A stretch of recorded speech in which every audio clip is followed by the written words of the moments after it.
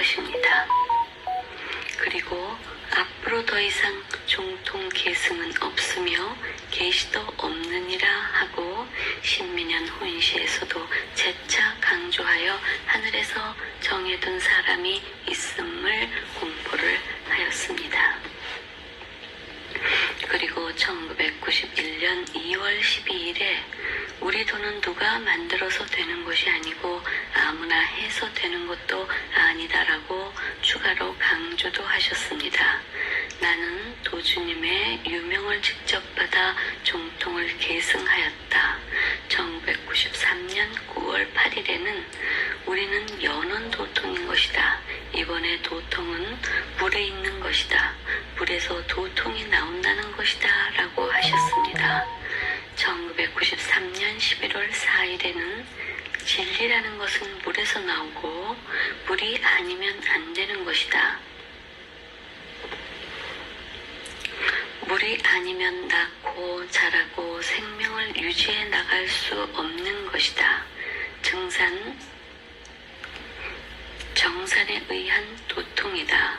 용추무새 그분들의 진리가 있다. 그러니 그분들의 진리에 의해서 도통이 나온다는 것을 알아야 한다. 신명이 하는 일은 속일 수 없다. 하는 일을 속이려고 하지 말라. 우리 도를 신도라 하며 신명의 도임을 알아야 한다.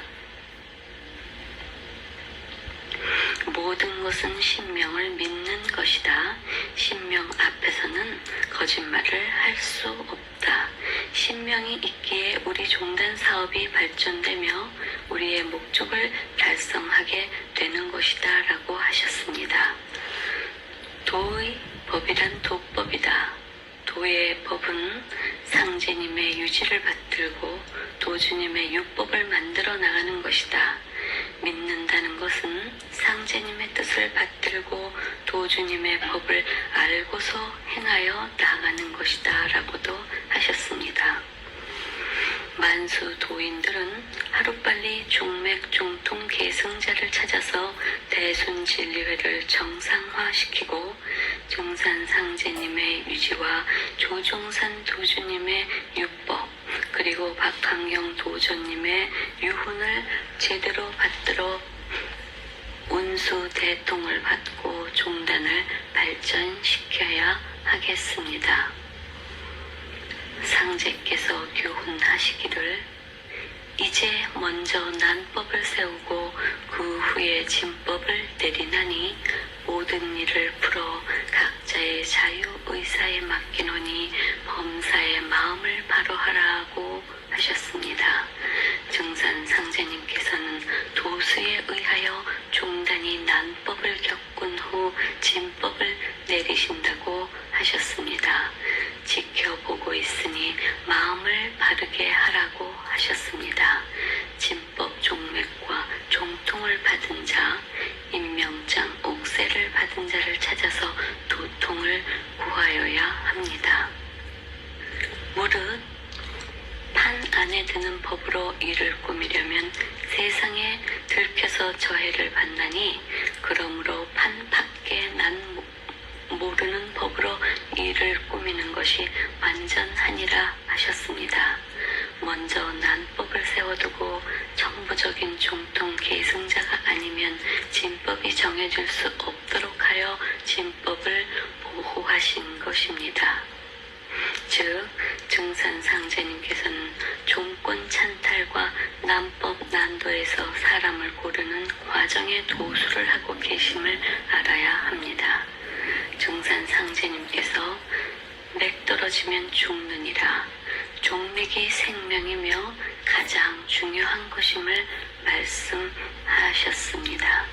종맥은 상제님이 도수에 의하여 사전에 정하여져 있는 것이고 종통이란 다음 후계자에게 직접 대면한 자리에서 전하는 것입니다.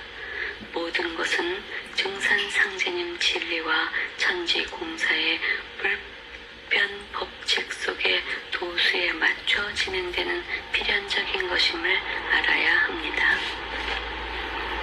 진법에 따라 이후로는 천지가 성공하는 때라 참된 자는 열매를 지혜를 얻고 그 수명이 길이 창성할 것이요 거짓된 자는 말라 떨어져 길이 멸망하리라. 예시 30절의 말씀처럼 정법으로 돌을 잘 닦는 자는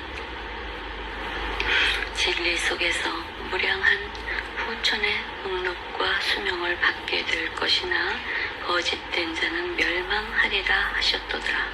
증산상제님의 중화경 49장에 보면 천생 성인이 임기도라고 하셨습니다.